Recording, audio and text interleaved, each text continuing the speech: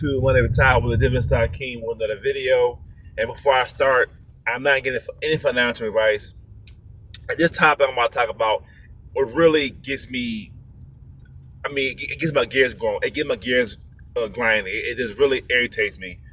I see this notion online where should you? And I podcast in the past, but the notion is should you invest or should you pay off your house? Right? Should you invest or pay down your house? And there, in most of these videos, you see people saying you should pay off. You should invest. You have a 5% interest rate on the mortgage. Why pay that when you get 8 to 10% return the money? And in my case, with Yield Max, I'm getting a 60 to 70% yield, which is all true and it makes sense. But a house is different from paying student loans or paying all the medical bill. They conflate debt mean the same thing. First of all, a medical debt and a student loan debt, once you pay your student loans off, that bill is no longer valid, right? That bill is done. Now, with a car note, you already driving the car. The car is yours 100%. It's your ownership of the car. But that car is not going to last you 30 to 40 years. That car is not going to last you 50 years. Paying off debt, paying off a house is different. Because with the house, you can live in it mortgage free. You can pass down to your children and they can have it mortgage free. You can rent it out and make money from it. So that's the difference. And that's the difference of paying off a house or investing. They think in a mortgage it is a regular debt that you pay. They say, well, why pay that 4 or 5% interest rate when you can make 8 and 9% in the market? But do you know that when your house is paid off, you have other things? It's not like a student loan. Your student loan is paid off. That $300 a month bill, you aren't paying no more. That money is freed up. But with a mortgage, it's more to it than that. The money is freed up, but you own the property. You can live in it with no mortgage. You gotta live somewhere. Either you'll pay a mortgage, you can pay rent. Now you ain't paying no mortgage, but tax and insurance, which is very low. In most cases, it's low. And you can rent it out to somebody else and make money. You can sell it outright and make all the money. You can pass on to your children. You can pass on generational wealth to your kids. So it's more than just paying off a regular debt.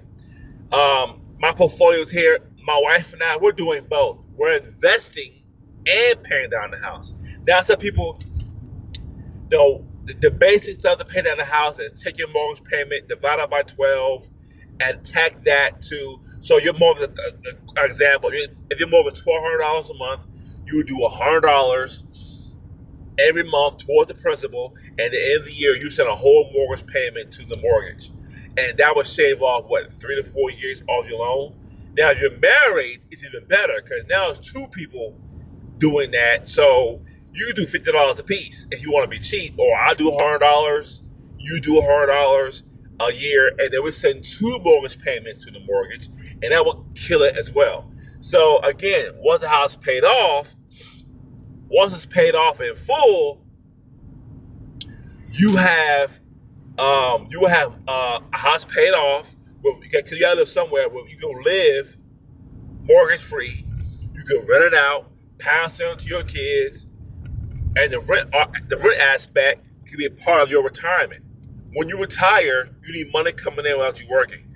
You can rent that place out as well. But if you're retired, why do you want to pay a mortgage? So my thing is this: you can do both. You can invest and you can pay down your house. Again, the example I use with $1,200 a month, and you do $100 a month towards a mortgage payment. It's only $25 a week if you look at it weekly. And if you're married and you're both doing it, it's $50 a piece a month. You can do that and throw $50 into the stock market. You can do that, okay? You can do both. And then with the dividend, with the good thing about the dividend income and dividends, we're about income producing guys, we buy dividends. The good thing about dividends is once you buy a few shares, you can put it on drip and these pays every week. You can have it on drip, and you get that dividend, and you get that thing to compound. See, compounding is the one thing. The one thing we have is time. We don't have time. You always lose every day. You lose time. So do you lose time in compounding, and you lose time in paying down something? If you would have, if you would have started investing when you was 18 years old and you're 35 now, you miss a big window to invest. You could have invested a little bit of money. You could have threw $100 in back then and been more money today. Also, consider paying down a house. If you start throwing 30, 40, $50 a month towards a principal 10 years ago, you owe less today.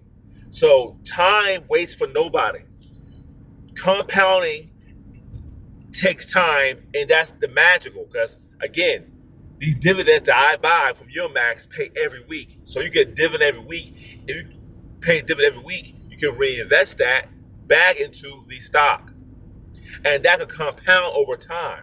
So imagine if you're 23 years old and you're 22 years old and open a brokerage account right now, and you can reinvest everything today, right? And then you can stop investing all that little and put on the house.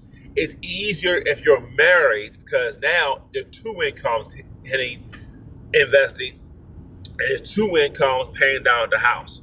This is my belief, right? This is what I believe in. We should do both. We should not be just doing one, investing in one, say, oh, it's only 8%. You're missing the boat, the forest from the trees. It's not about paying the house off. It's having the freedom and having no mortgage on the house.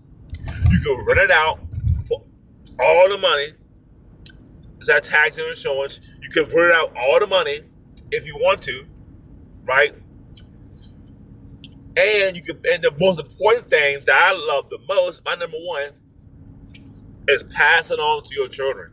Your children can have an income producing asset that you pay for, and if you raise them right and train them right, you can have them pass on to their children.